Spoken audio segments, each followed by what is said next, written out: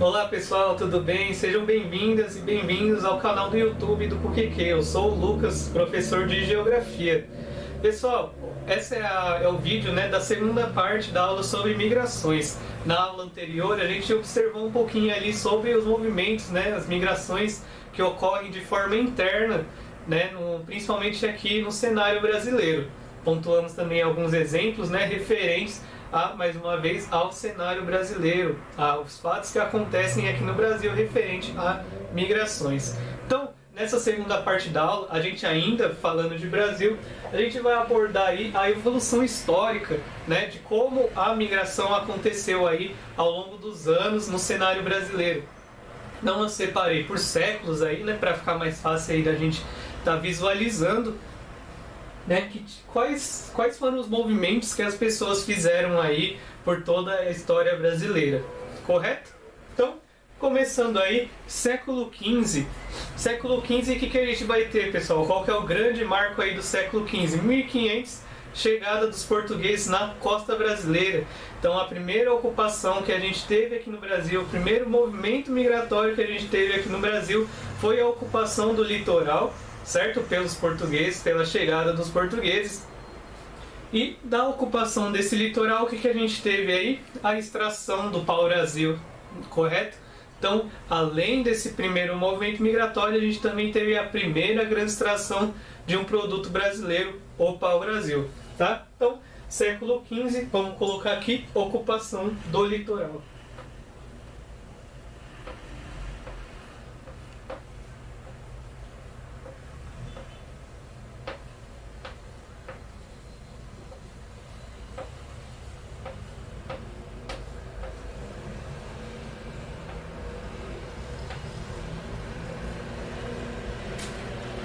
Então aí, século XV, ocupação do litoral e extração do pau-brasil que se encontrava aí na costa brasileira, tá? Depois disso, passando aí para o século XVI ao século XVII, o que a gente teve? A gente teve aí uma expansão ao sertão brasileiro, Então, o Nordeste aí, ele vai ser ocupado, o interior do Nordeste. Por quê? Porque além da extração do pau-brasil, vocês também devem se lembrar aí que nessa época a cana-de-açúcar aí já estava sendo cultivada de maneira bastante intensa no litoral brasileiro, usando as terras extremamente férteis que se encontravam ali no litoral nordestino. Então, de tanta cana que tinha ali sendo produzida, não houve espaço para o gado ele ser cultivado, ele ser manejado ali no litoral do Brasil. Então, houve a necessidade da procura de um espaço maior para se cultivar esse gado. E onde acharam esse espaço? No interior do Brasil, no interior do sertão. Então, no século XVI até o século XVII, a gente vai ter aí a expansão até o sertão nordestino para o cultivo de gado, já que no litoral a cana estava predominando de maneira bastante intensa, então não tinha espaço, não dava para competir o gado cana, então esse gado aí se deslocou um pouco mais para o interior do Brasil. Tá? Então, século XVI ao século XVII, expansão para o sertão.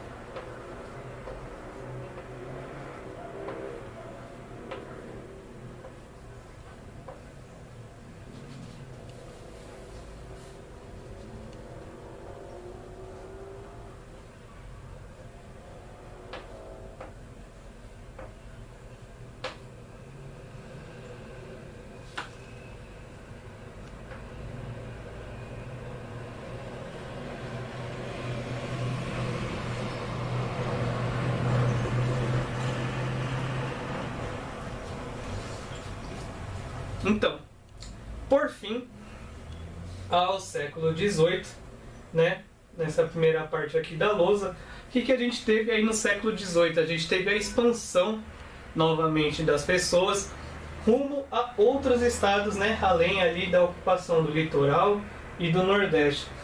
Por quê? Porque a exploração de metais preciosos ela tinha sido encontrada e isso gerou um grande movimento, uma grande migração de pessoas para estados mais ao sul do Brasil, que são, por exemplo, Minas Gerais, Goiás, Mato Grosso e também São Paulo. Então, a produção, né, de metais preciosos que se encontravam aqui nessa região era bastante atrativa, né? E muitas pessoas, né, que viviam aqui passaram a migrar a essas regiões em busca desse ouro, em busca de tentar enriquecer um pouco, tá? Então, após a ocupação do litoral e do sertão, a gente começou a ter o deslocamento de pessoas para o centro-oeste e para o sudeste brasileiro em busca desse ouro. Como vocês podem estar observando, as migrações que ocorrem aqui no Brasil, elas são muito delimitadas, né, pelos produtos que estavam, né, em alta na época, né, seja o pau-brasil, né, aqui no século XV, a cana no século XVI e XVII, e o ouro aqui no século XVIII. Né, isso só mostra isso, só reforça, né, a nossa exploração, a colonização por exploração que aconteceu aqui no Brasil, né? Já que todos os movimentos migratórios que a gente viu até agora, elas são referentes aí à exploração, né, de alguma matéria-prima. Então, reforçando aí nosso caráter de colônia mesmo, né, ainda presente aqui.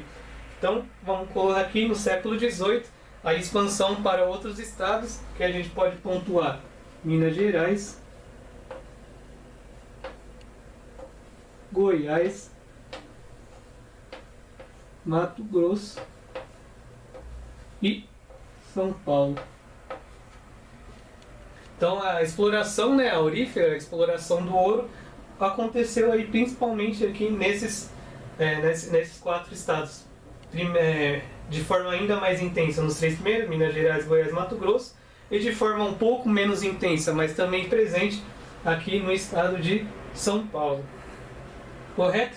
Então, os 3 primeiros séculos que a gente vai estar analisando, vou apagar a luz aqui e a gente já volta.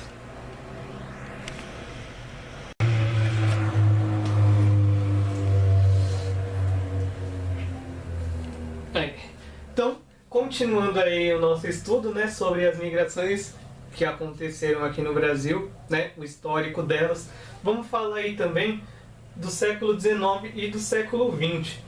Pessoal, as migrações que aconteceram nessa época, elas vão ser o que? Elas vão estar se dirigindo aqui para o Centro-Sul. Então, se ela já estava ali mais ou menos Minas Gerais, Mato Grosso, Goiás, ela vai ser ainda mais forte aqui em São Paulo e no Rio de Janeiro. Por quê? Porque o grande produto da época vai ser aí o café, as plantações de café, né, que vão acontecer no Brasil. Primeiro ali na região do Vale do Paraíba, né, entre São Paulo e Rio de Janeiro, e mais para frente aí, né, a expansão do café para o oeste paulista, né, para terras mais distantes aí, né, para depois de Araraquara até. Então, no século XIX e o século XX, a gente pode datar como um grande movimento migratório que vai estar acontecendo aí, nesses 2 séculos, vai ser o deslocamento aí de pessoas para a região Centro-Sul e, de certa forma, já consolidando, né, São Paulo e Rio de Janeiro como 2 grandes capitais econômicas do Brasil, né, coisa que a gente percebe até o dia de hoje, né, são reflexos aí do século XIX, dos movimentos, né, que vão estar acontecendo aí do século XIX, século XX e a valorização, né, a valorização do café, né, a grande importância que o café tem aí no cenário econômico brasileiro, tá? Então aqui a gente vai ter o que? A ocupação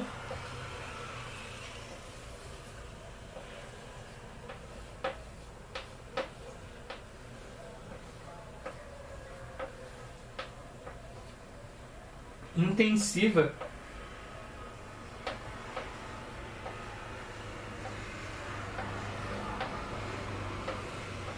ou seja, né, que vai ocorrer aí de forma bastante intensa do Centro-Sul.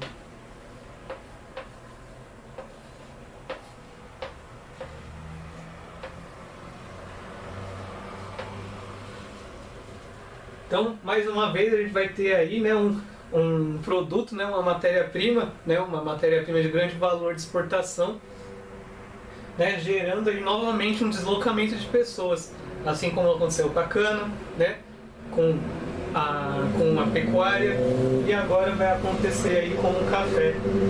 E um século antes disso, a gente vai ter aí a extração do ouro, tá? Então, é isso que a gente vai ter até o século XX.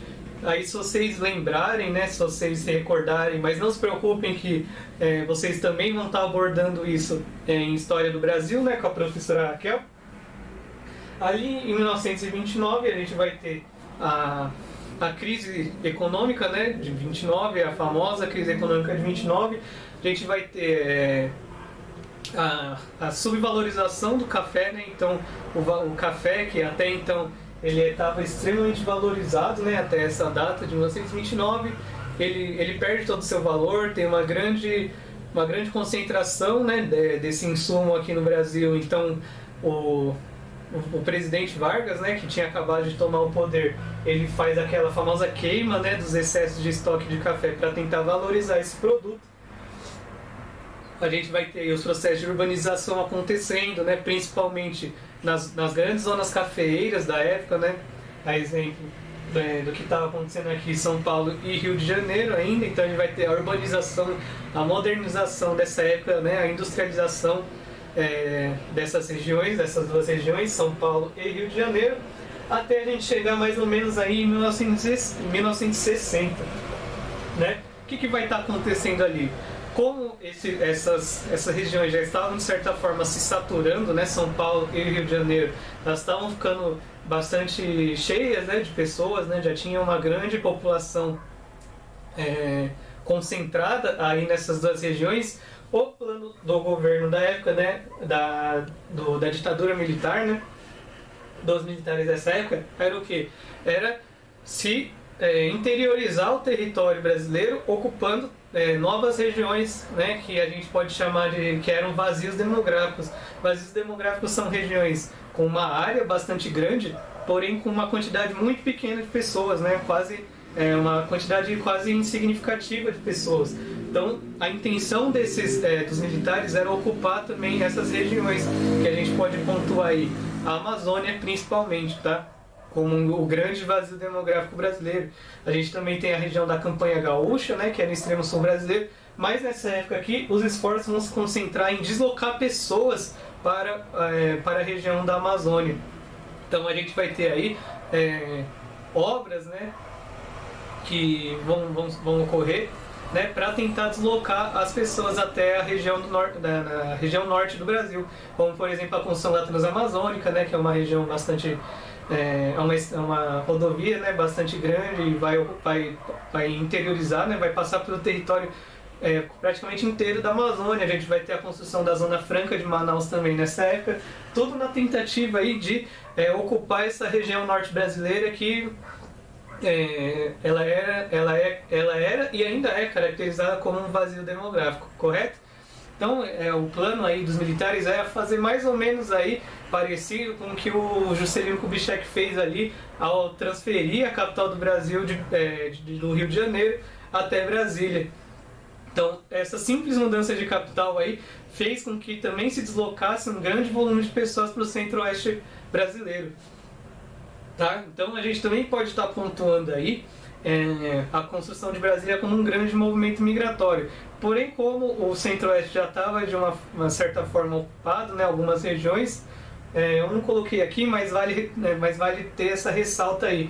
Em 1954, né, a ascensão do Juscelino, né, o Juscelino conquista a presidência, e aí ele começa a construção aí de Brasília, né, o grande marco aí da sua presidência, a construção de Brasília, a transferência da capital, né, como a gente vai estar vendo aí em algumas aulas mais para frente, né, vocês vão estar vendo também com a professora de História do Brasil. Mas aqui uma outra grande tentativa de migração que a gente pode pontuar é aí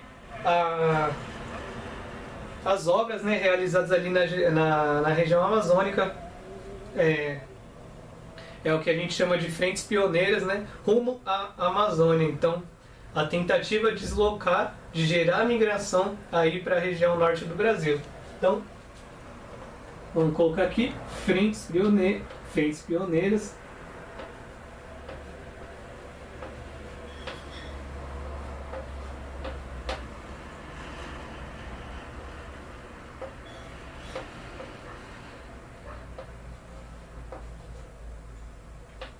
rumo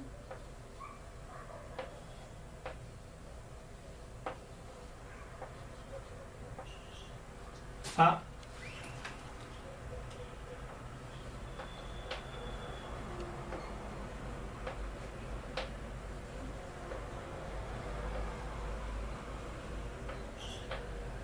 Amazônia, correto? Então, a gente, diferente, né, do que a gente apresentou até agora, essa não vai ser uma migração aí que vai estar caracterizada, né, pela exploração de algum recurso que tinha aqui nas terras brasileiras, mas sim vai ser uma tentativa de um governo, né, de uma junta de militar a tentar ocupar aí o norte brasileiro. Então, essa vai ser um deslocamento aí artificial, né, a gente pode dizer assim, né, rumo à Amazônia aí na época da ditadura militar, correto? Então, pessoal, qual o cenário que a gente vai ter hoje? Hoje a gente vai observar aí muito mais do que uma migração entre regiões, a gente vai ter uma migração intra-regional. Por que isso vai estar acontecendo?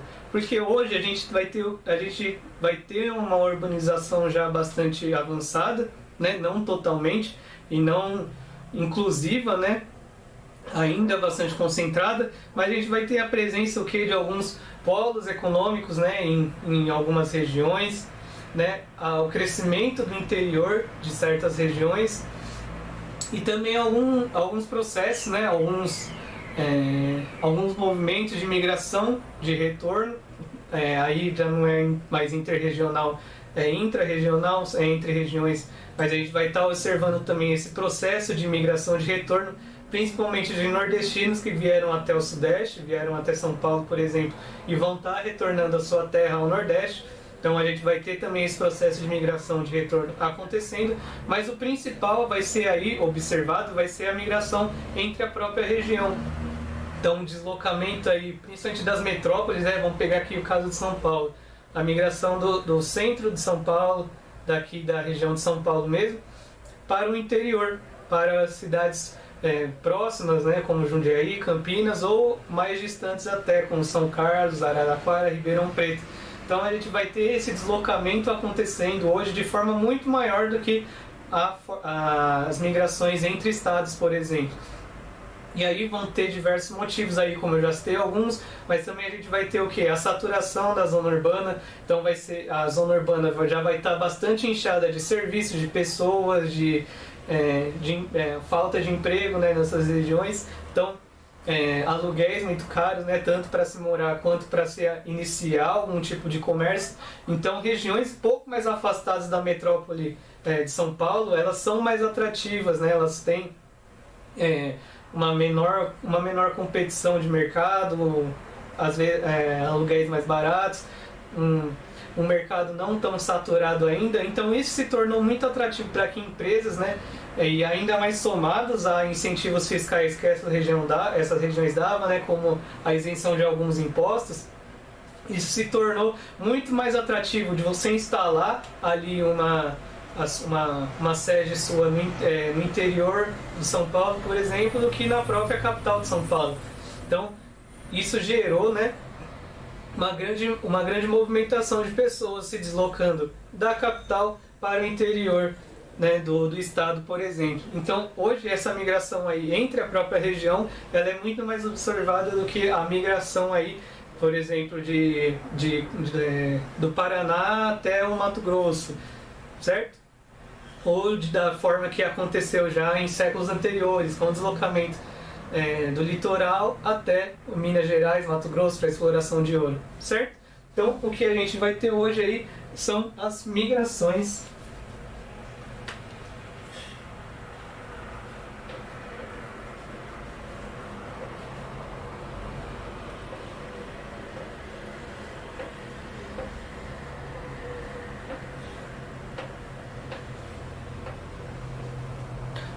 dentro de cada região.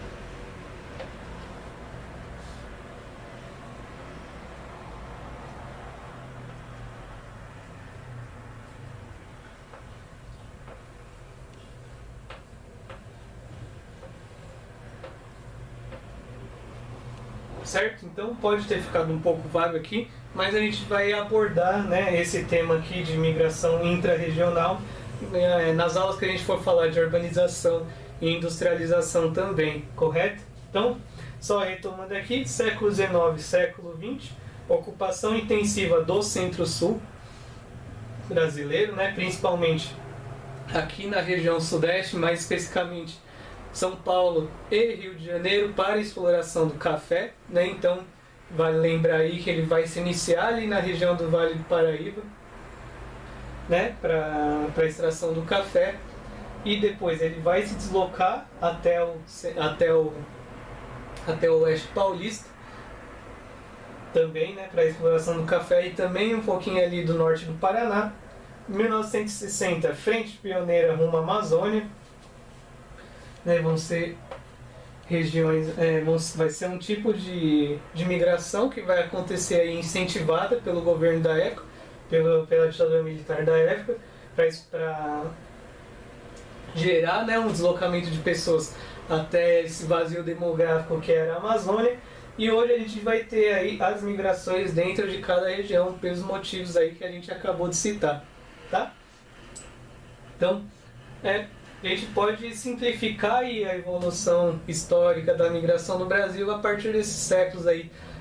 Se vocês acabarem se esquecendo, né, na hora de fazer alguma prova, tentem se lembrar aí de qual recurso foi explorado na época, né, de qual insumo foi explorado na época.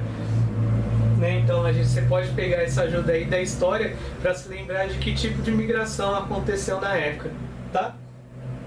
Então para a última lousa aí que eu vou fazer, a gente vai estar abordando aí um ponto que aconteceu aqui em 1934, né? Então entre essas duas pontuações que a gente colocou, que alterou um pouco a forma da entrada de imigrantes internacionais aqui no Brasil, tá? Então a gente já volta.